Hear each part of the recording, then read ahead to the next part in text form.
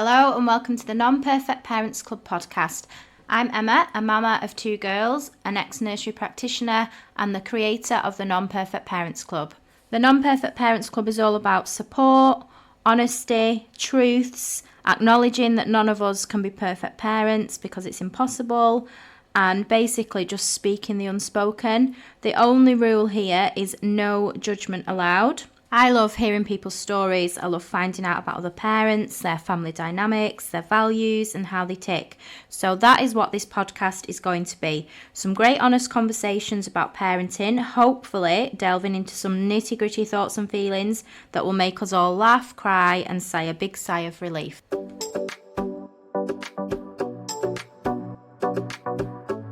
This episode is sponsored by Ginny Coppenhall Photography.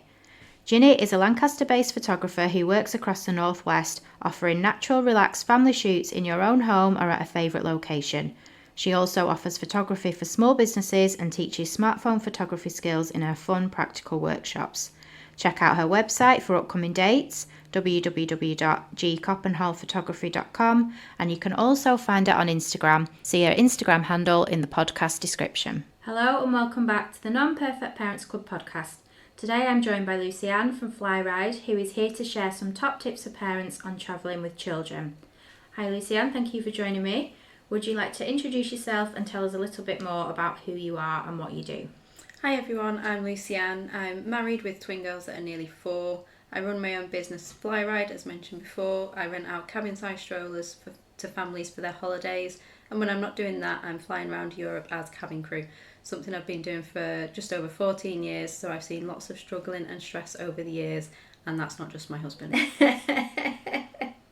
He's very stressful on holiday. Is it? Yeah. How do you find that? You know, Yeah. is it just normal to you, kind of?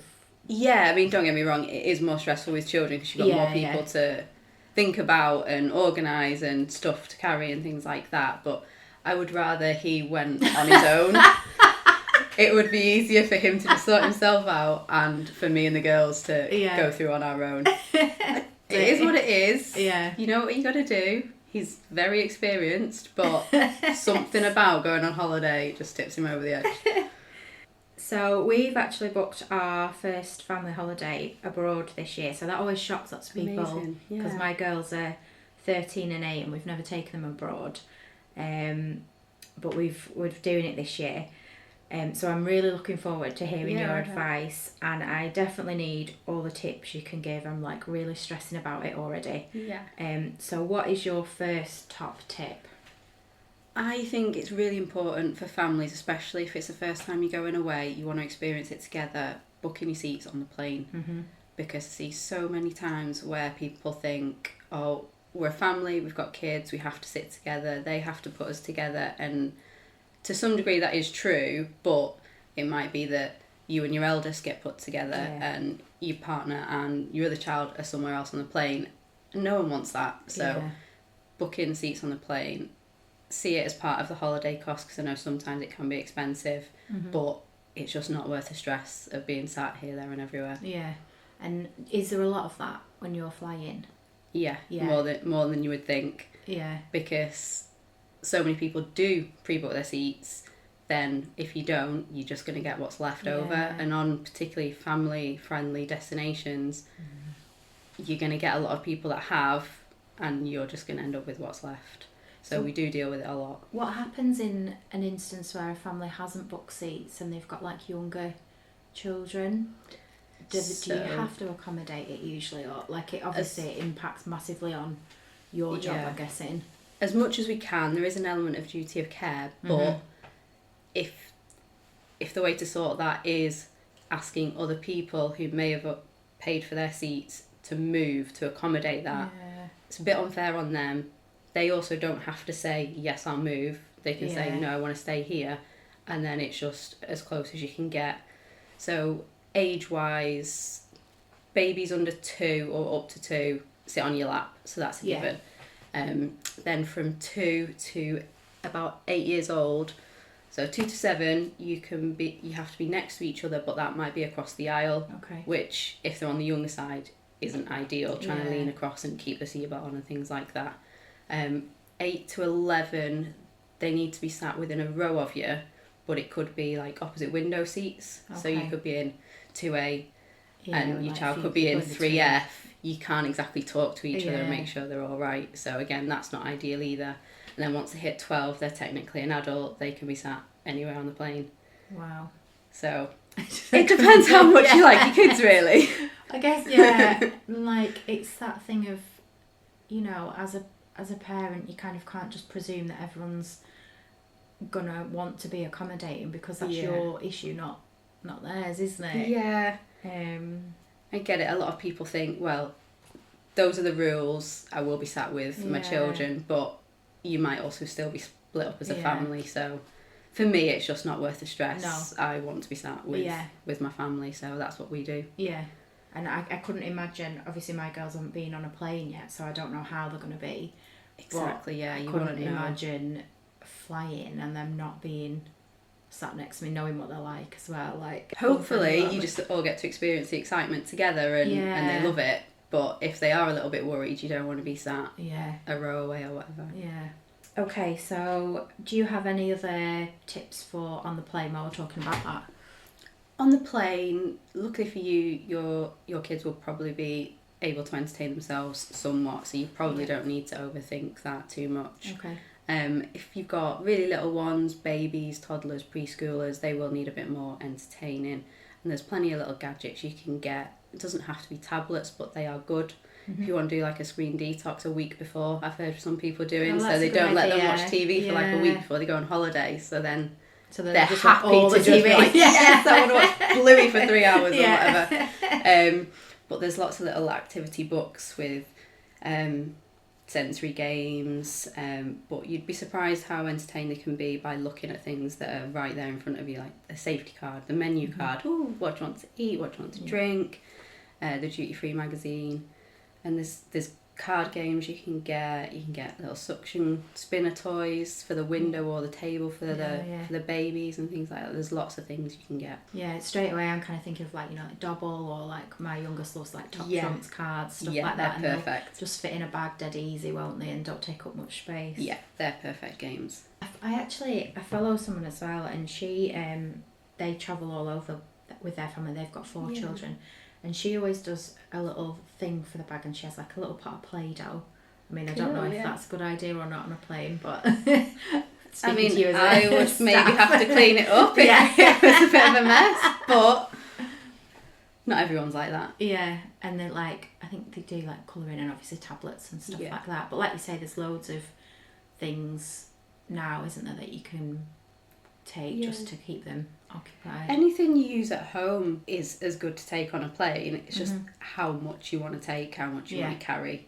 But you can use anything really. Okay, so while we're kind of talking about plane, let's talk about airport. What are your top tips for the airport? This is something that I'm actually really nervous about, because I'm not very well travelled. Obviously I've been abroad, but I mean the last time I went abroad was a few years ago now, so the whole airport situation isn't like a common thing that I do. It's daunting and very alien to a lot of people. Like, any rules of common sense kind of go out the window at the airport, because you're all shoved together, told what to do, shouted at sometimes, and it's very stressful because you're just like, right, we need to be at the plane for this time, and it's an absolute minefield. But I would say travel as light as possible, because then you've not got 1,000,001 bags to think about. No, as light as possible. You really don't need as much as you think, especially if you hand luggage. Your hold luggage that you check in isn't too bad, but again, I would say travel light there as well. If you live close enough to an airport, you can use twilight check-in as well to eliminate some of that stress. You can check your bags in at the usual check-in desks the night before. Oh, right, okay. Depending on the airline, there's a few that do it and some are different. For example, we went with Jet2 last week, and you could check in your bags the night before if you were travelling before midday.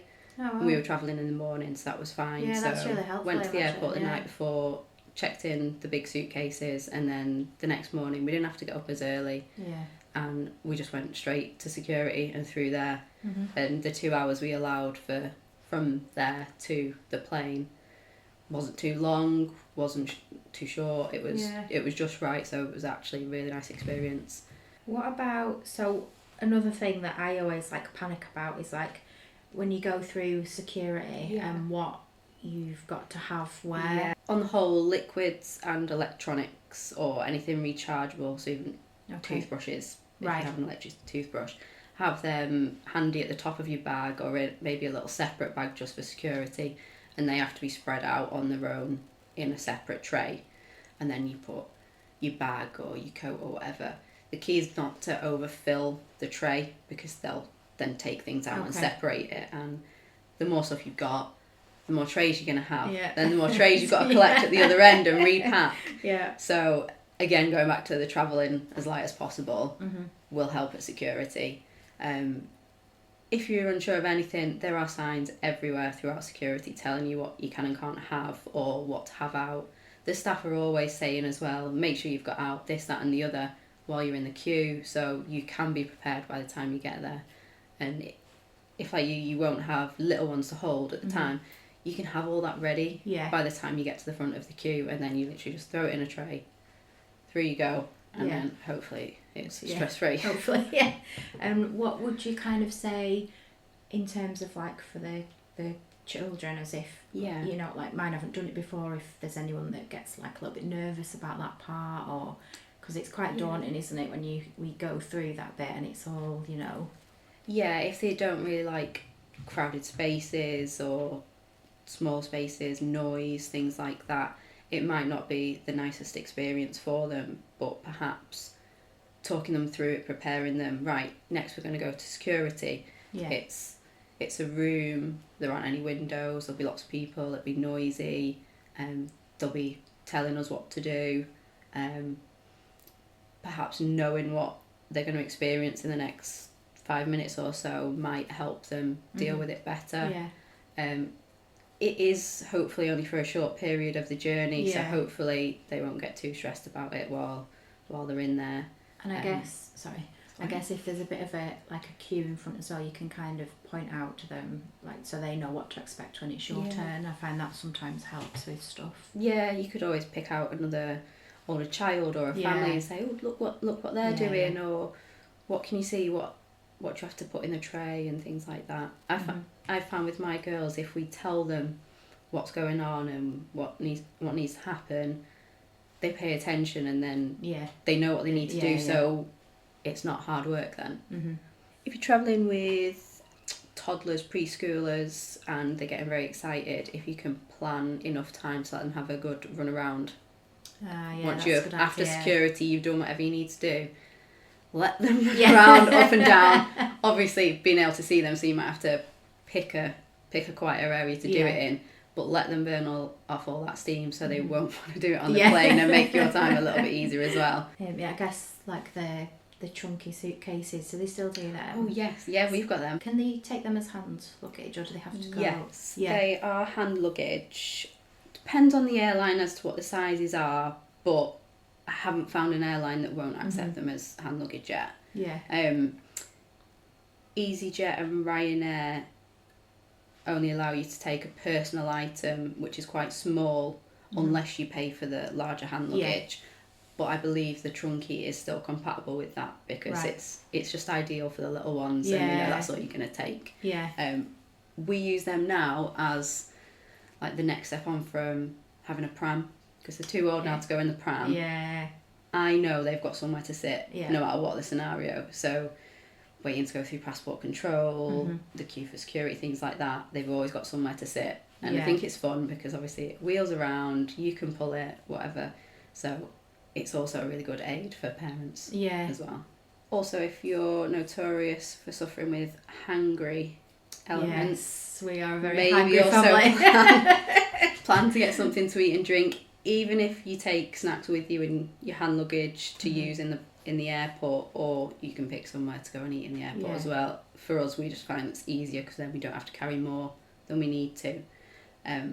But yes, we would also get a bit more stressed if we were hungry. And it's so easy, there's so many other things and distractions going on. It's actually easy to forget to eat and drink, and then you will feel awful by the time you get on the plane and you're at altitude. Yeah. It makes things worse. Yeah. So make sure you look after yourselves and get something to eat and So, drink too. in terms of food, when you say like taking food and drink with you, do you have to get that once you've gone through? So you can take food and snacks, whatever you want, through security, no problem. Drinks are still limited to the 100ml, so you pretty much can't take drinks through. You can buy them the other side. Yes, the prices are a bit elevated, but you don't have to go crazy. You can always use an airport lounge if you want better value for money. They're usually pretty good. You've got somewhere to go, then you don't have to try and find a table or anything like that. But if there is a boot that is airside, so after security, you can use click and collect services as well. So you can use it for anything from drinks and snacks. I don't know if you get a meal deal as such, but you can definitely do drinks and snacks. So saves you having to go and find somewhere. You can always just go and pick that up. But you can do things like nappies, formula, wipes, sun cream, medicine, anything you can buy on the website, pretty much, you can click and collect. If you've got a Boots that's airside. Manchester does in all 3 terminals. Okay. So that is something you can do if you think that's beneficial to you. Especially if you haven't got the extra luggage for travelling with babies, for instance, you can go and pick that up. Yeah. When you've got rid of your suitcases and you can carry something else. That's a really good idea. And how does it work in terms of like bottles? Those are kind of exempt from the liquids rules, which is hopefully being lifted soon anyway, so it shouldn't be too much of an issue for too much longer. They are tested by a special machine if you've got pre-made bottles or packets of breast milk, things like that. You can take those through security for a baby. A reasonable amount sufficient for your journey, so that's subject to interpretation. It could depend on the person you get on the day, but you can take pre-made formula, pre-made bottles, and the breast milk as well. You can take through as long as you're travelling with a baby. One thing that could catch people out as well is that infants, so babies and toddlers up to 2, don't always get a luggage allowance. So you don't always get the luxury of, I can take a changing bag with baby stuff in. That might actually have to be included as part of your luggage allowance. So if you're travelling with an airline that only gives you sort of personal items, you might have to consider paying to upgrade that to take everything that you need. A friend of a friend asked me yesterday about this. She wanted to check in what she thought was the infant's luggage allowance at the twilight check-in the night before to save herself hassle in the morning, and we discovered that the infants got 10 kilos each, but it was added to the adults' hold luggage, the suitcase that you check in. Our initial thought was, how do you fit 32 kilos of weight into one suitcase? It's quite difficult to do 22 or 20. So in the end she decided to book an extra suitcase because she couldn't fit any more into the other 2 suitcases. She was hoping to take 2 little bags with the 10 kilos in, but it would probably depend on who you got to whether they would do that. Checking then, isn't it? So you might have to pay for the extra hand luggage as well if you're travelling with people like Ryanair or EasyJet, to be able to take enough for the journey. Yeah. So I guess that's kind of like thinking a little bit about, you've got to think about your preparation then, like you said, travel light. So what are your like packing preparation tips? I think especially us mums as well, when you're thinking about packing for everyone, not just yourself, it's very overwhelming. Where do you start? How far in advance do you start? Sometimes I think I start too far in advance, maybe like 2 or 3 weeks, where I'm trying not to use the stuff I want to take, and then you've got to wash it all again, and then by the time it's a couple of days to going away, I can't remember what I've packed, so I have to take it all out again. to repack so I know what I've got, I should write a checklist really and tick it off as I'm putting it in there. I don't need to do that. But we only take two suitcases for all 4 of us. Okay. Which sounds stingy, but they're actually underweight as well. Are they? So how many times though do you clearly, go away anywhere and you don't even use half the stuff you take? We still didn't use all of the stuff that we really? took, and we only had 2 suitcases for 4 of us. I used for the first time, it's called a shoe organiser that you can hang so on the door. It's designed for putting all your shoes in, but my sister-in-law gave me the tip that you can pack outfits into it. So I tried it out this time and it was a godsend. I actually fit a week's worth of stuff for the 2 girls in this. Wow. They didn't have anything else. It was all in there. It fit perfectly. There's a link to it on the website. When you say like shoe organiser, do you mean the ones that they're a little bit like a cube, or do you mean like a? How would I describe it like pulls it? up and there's like a. No, so it's like mesh pockets. Yes, I know what you mean. So I think it goes 4 across and it's about 6 or 8 down. Right. It's big but not too big. Yeah. When it's folded up, it fit into the smaller half of my suitcase with space around it. Wow. And it fit enough for the 2 girls for a week's holiday. And it was nice and organised. So at the top I had like socks, knickers, like basics. Yeah. Then I had daytime outfits, so I rolled them up so they didn't crease as well, and put each girl's things in there. Then I had nicer nighttime outfits, and then shoes at the bottom, swimming costumes, things like that. Everything they needed was in this. Yeah. And when I folded it up, it fit in half the suitcase. Wow. So all we had to do at the other end was get it out and hang it up. It hung up in the wardrobe. Yeah. It was so simple. I've never packed so fast. It got to the day before, so I was completely thrown. It was not how I prepared for a holiday normally, but we'd just been so busy. It ended up being the day before, and it took me less than half an hour from finding everything, putting it in piles, putting it in here, and putting it in a suitcase. It was great. I would like one for myself, to be honest. But I feel like on holiday we have so many nice floaty things. Yeah. If I rolled them up, I don't think they'd travel very well. So we'll just stick to having it for the girls. But yeah, it's definitely a space saver and a huge time saver as well. Yeah. So I would highly recommend that to anyone travelling with little ones. And it's if you know how you've organised it as well, you can say to anyone else in the family, oh, can you just go and get me that outfit? Yeah. It's just on the left-hand side. It's so easy. And I know this is quite a specific question, but how many swimming costumes do you take for the girls?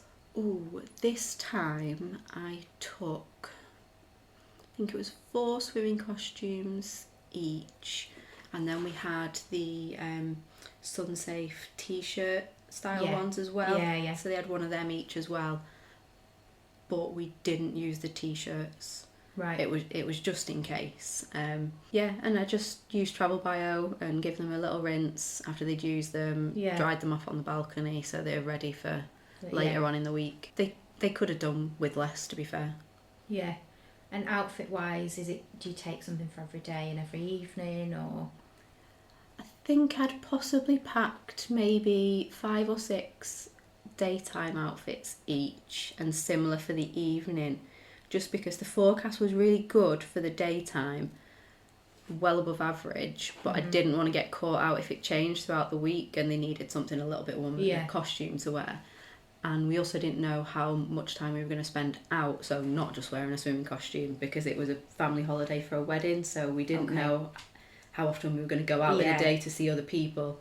Yeah, so I guess that's something that I'd not really thought to consider when packing, is like any activities that you were doing outside of like the hotel, or obviously then just like a walk around or whatever. But if you're gonna do anything else, what they might need and you'll need for that.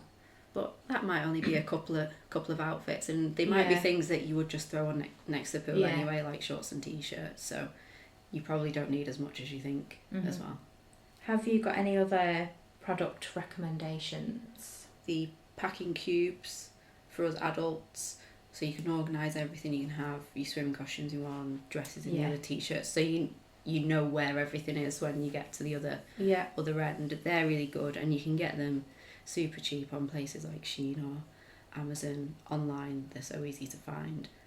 And then day-to-day things, like with the little ones, sun-safe swimwear. If you've got little ones, the more cover you can get, the better, because if they're sun-safe fabrics, you don't have to put sun cream on as well underneath. So it's minimising your hassle with that as well.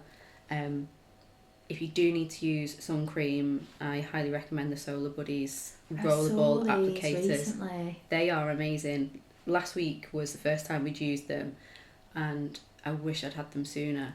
So quick and easy. The girls wanted to do it themselves as well. Obviously you do a little bit of a check and go over it, but it was just so easy. Even we were using them, and now my mother-in-law wants one for her house because she saw how easy it was to put sun cream on them. They are well worth the money. You can find them everywhere, supermarkets, Boots, online, and they're about £6 or £7 a go. Cheaper if they're on offer. We got ours on Tesco Club Card price. Right. So you can even earn some points there as well. Hooded towels for when the kids are getting out of the pool. They're really good because initially they're always cold when they come out, and they're so warm and cosy, and then when you're giving them a cuddle afterwards, you're not getting absolutely drenched as well, which is always a bonus. A big beach bag just to throw everything in is very useful. And we also got the girls some swimming pool toys. We couldn't use them all because there wasn't actually a shallow end of the pool where we went on holiday. We didn't realise until we got there. But they used some of them on the beach. We bought a scrunch bucket from the toy shop Robin Hood Bay. So it's like a soft silicone, and so it folds flat. That's a good idea. So it doesn't take up loads of room. It's really good quality, and we'll use it now every time we go away. We use it at home. It's not just like £5 set you buy on holiday and leave because you can't fit it back in the suitcase. So those are really, really good and handy for the girls. They love playing with those. They'd clearly heard me talk about it. It was a present that I got while we were on holiday. Like, oh, is this our scrunch bucket? It's like, how do you know about these presents that I've bought for you? But there's all sorts you can take. What about medication? Like, you know, like your Calpol, anything like that? Yeah, hand luggage wise, I always try and take a couple of sachets of Calpol because then you don't really need to mess around with the whole liquids thing. They just slot in your handbag, no problem. I would always have a bottle of Calpol in my suitcase for when you get there. But you just never know. You don't want to get on a plane where you can't go and get anything and not have something if they suddenly get a temperature or anything.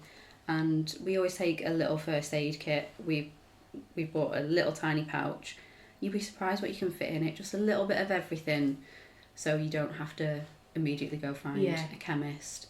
Can have anything in it: paracetamol, cold and flu, plasters. My youngest is obsessed with plasters. Settling stomach sort of things. Everyone's so sensitive when you go on holiday if you've got buffet and things like that. So handy little things to have just in case. Hopefully you don't need any of it though. Yeah. Well, and I'm always like, if I don't take it, I'll need it. Yeah. So I always like to take, even if we like go for a night away somewhere with the girls, I've always got like my Calpol. Definitely, I'm exactly the same. Prepare for any scenario, and then you're covered. And in terms of, I only found this recently, so it might be worth mentioning, but in terms of Calpol, my girls are obviously that little bit older now. They now do Calpol, they're like meltlets. So it's something, but they just melt, because my eldest, I can't take tablets, and I think she's a little bit the same. So I found these and I thought, oh, they're really good just until she gets that bit older. So they were just like, I think they were like in body care in town, right? So I presume they do them in most places, but I'd never seen them before. So again, they're definitely handy for travel because you're not stuck with the liquids rules. Hotels are notorious for not having many plugs.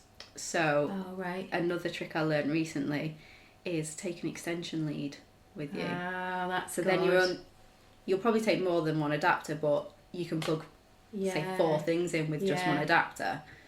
So we did that, so we could charge everything all in one go, and still have a plug for a hairdryer or tablets or anything like that. So that was a real game changer. Yeah, so I good. love that. Thank you. Get that patch right now. That one. And what would I don't know if your girls have comfort teddies or yeah. I'm always like, ours don't normally leave the house unless we do. Obviously my eldest daughter's fine, but my youngest is still very attached to her comfort thing. What would your advice kind of be? Would you recommend, I mean obviously it's a tricky one to not take it, but I'm always absolutely petrified of losing them. You always see these posts, don't you? Depends how big it is as well, what the comfort item is. If it's small enough that you can take it in your hand luggage or their backpack or anything like that, take it if it's going to make them feel better. If it's something cuddly, they can use it as a pillow or a way of getting comfortable. If it's a blanket, they've got a warmth factor there. Perhaps just reinforce the element of, we need to make sure we don't lose this because we might not be able to get it back. We might not be able to buy a new one. It won't be the same. Try and keep it in the hand luggage and only use it if necessary. But just perhaps knowing that it's just there in their bag or whatever could be enough of a comfort without the risk of losing it. We use Squishmallows. We got them for the girls for Christmas. Just the relatively small ones. They're nothing major, so they easily fit into their trunkies. In Aldi at the minute. I saw them yesterday. Yeah. Like, is it like a blanket? Does it turn into a blanket or something as well? The ones we've got are more like pillow, cuddly toy sort of scenario. So they use them as a pillow if they want to go to sleep on a journey. But you probably can get versions. I've seen like hooded fleece jumpers or blankets that open out. You can get all sorts of different versions. They're handy for travelling, especially if you're going to do late at night. Find that coming home, everyone's cold because they're dressed for the 30 degrees they've just left, forgotten it's the middle of the night or whatever, and there's so many kids just sat there in shorts and t-shirts, and I always feel so bad for them. Pillows and blankets, always carry a pillow and a blanket. I was going to say, would you recommend them neck pillows? Are they? Yeah, definitely. Again, it's something else you've got to take and fit in, but you can get the ones that blow up that take up no space. But I'm all for getting comfortable on a plane. These are all like the sorts of things that my youngest is like. She sees something and she's like, oh, I want that. And it's like, are you going to use it? Is it going to be worth getting it? Or like... But keep hold of it. Put everything back in a box when you get back, and she's travel stash, and you use it every time you go away. I think that's kind of, I guess, why it feels so daunting for me this time, so because we've not done it all together. I guess once we've done it the once, each time you go, it will become easy, isn't it? Is there anything that you would kind of say not to buy or take that is kind of, like one of them things that everyone thinks they need to take? There are lots of things that you could buy that probably aren't essential and you might not use. But I probably couldn't name anything specifically, because you can find, if you've got something, you can use it if you want to.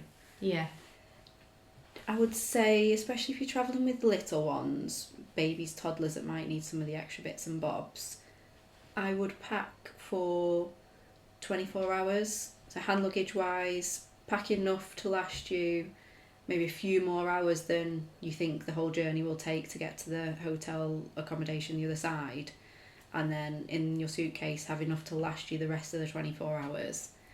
If you're going somewhere where there's a shop down the road, so there's a very good chance you're going somewhere where there is, even hotels have shops in them nowadays, then buy the rest when you get there. You don't need to take everything with you. You will need to take more if you've got a baby. You might want to take travel sterilisers and the rapid cool, so you can make a bottle as quick as possible, things like that.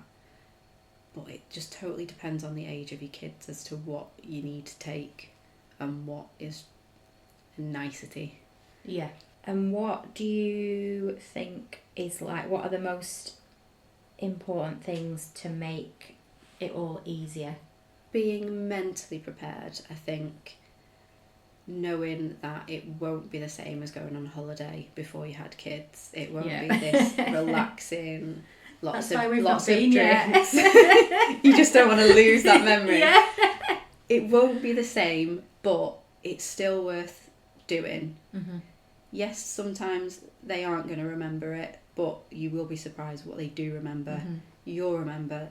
Everyone's got access to photos and videos now.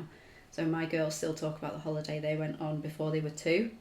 So they don't really remember, but because they've seen videos and seen pictures and stuff, they relate to it, they know that it happened. So it's still worth doing. Yes, the travel days will be stressful because you've got more than yourself to think about, but it's worth it.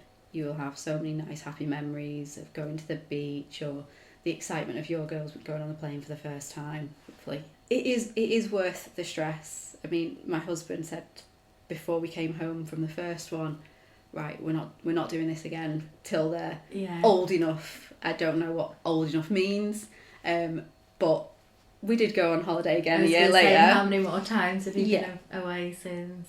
It's not the same, and just being mentally prepared for the airport will be full on, will be difficult. It may be difficult on the plane if you've got a little one that won't sit still, wants to move around. But knowing that's how it's going to be helps deal with it.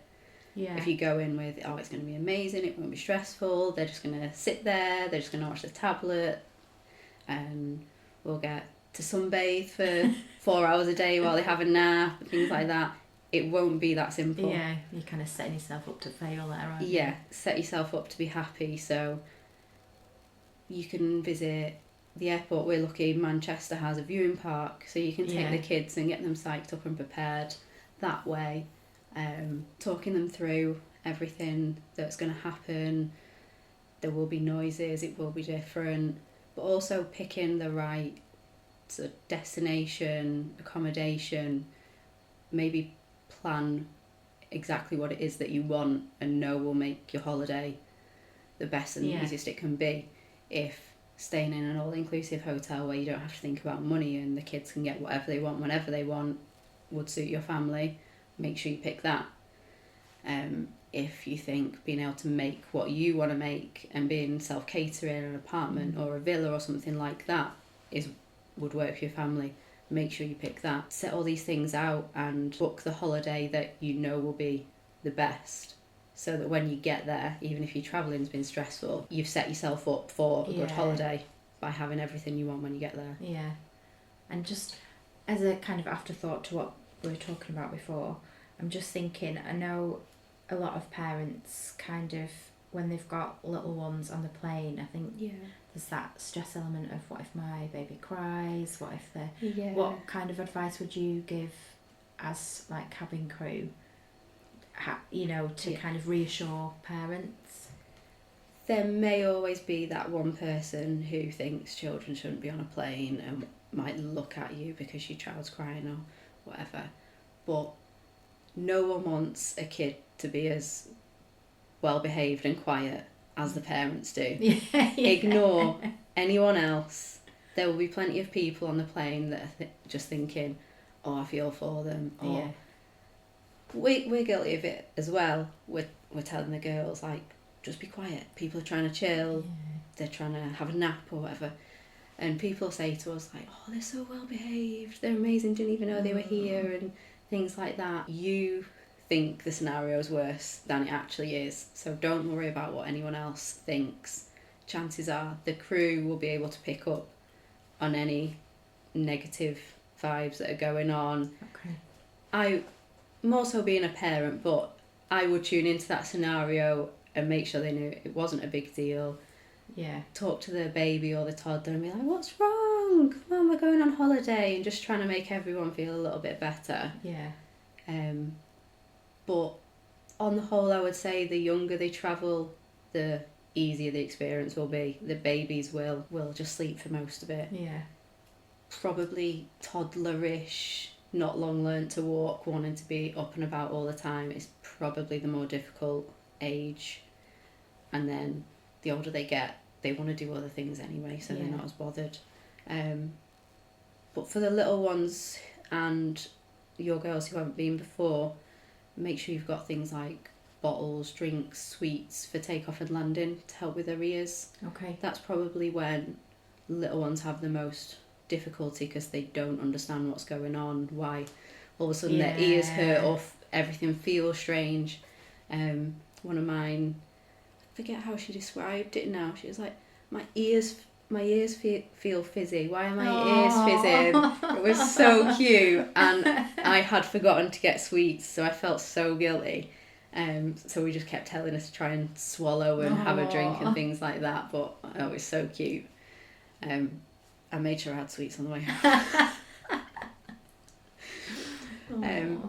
For babies, you can feed them. If you plan your feeds as well as you can for takeoff and landing, you shouldn't really have any issues with them. And so just before we finish, do you want to tell us about your FlyRide strollers? Of course. My aim is to aid the whole travelling with babies and toddlers and make it as easy as possible. If you haven't travelled with a little one before, you might not have noticed that when you leave your pram at check-in or at the gate, you won't actually get it back again until baggage reclaim with all the suitcases.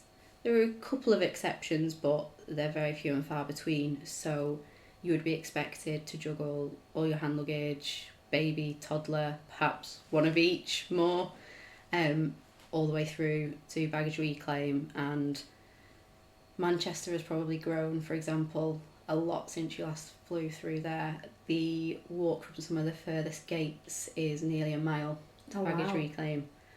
Yeah, I tried it one day. So I was absolutely not prepared to carry my twins. Yeah. Potentially that distance, which it actually ended up being. We parked on the furthest stand away at the time. And then that's before you've got your passport control queue, then you're waiting for the bags, which can sometimes take a long time. So I started FlyRide because I wanted to rent a compact pram to take as hand luggage to have on board the plane, so we could use it as soon as we got off, because we were landing at 1 o'clock in the morning, which ended up being nearly 3 o'clock in the morning, so it got worse. And I didn't want to have to carry them that far, but I couldn't find somewhere where I could rent prams for the duration of my holiday, plan it in advance to make sure I had them. There were companies around that did it, but not with all those sort of things combined. So I had a little moan to my husband. I was like, I don't want to buy one because we will only use it once, because the girls were nearly 3. He also wouldn't let me buy another pram. Hence the renting. So he said, well, why don't you do it then? If that's what you want and it's really important, you do it. So we discussed it and created FlyRide's, so you can rent a pram for the duration of your holiday. You can book up to 13 months in advance, so you can book it as soon as you know you've booked your holiday. You can book your pram, and the cabin size, so as long as you have the right hand luggage allowance, you can take it on board, put it in the overhead locker, and you've got it from the second you step off the plane. You don't have to do the mile-long walk. What a good idea. Or if you're travelling with just hand luggage, you're then hands-free to deal with that. Your baby and toddler is nice and safe in the pram. You know where they are. They're not running around the baggage hall trying to jump on the baggage belts. I've seen that before. Or you know how stressful it is trying to pick your luggage off the conveyor belts. That's bad enough without having to watch children as well. So there's that benefit as well, that they're nice and safe in the pram while you deal with the heavy lifting through crowds of people. So that is what we do.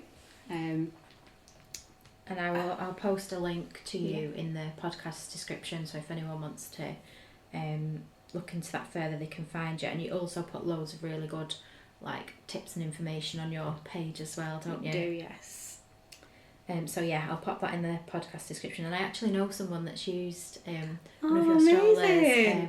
I can't remember when it was, but that's how I kind of found your page initially. Oh, that's cool. And she recommends it. She really recommended it. So Small there we go. world. Yeah, so I'm always happy to help anything travel related. If you think of anything that sets your mind at ease, always there.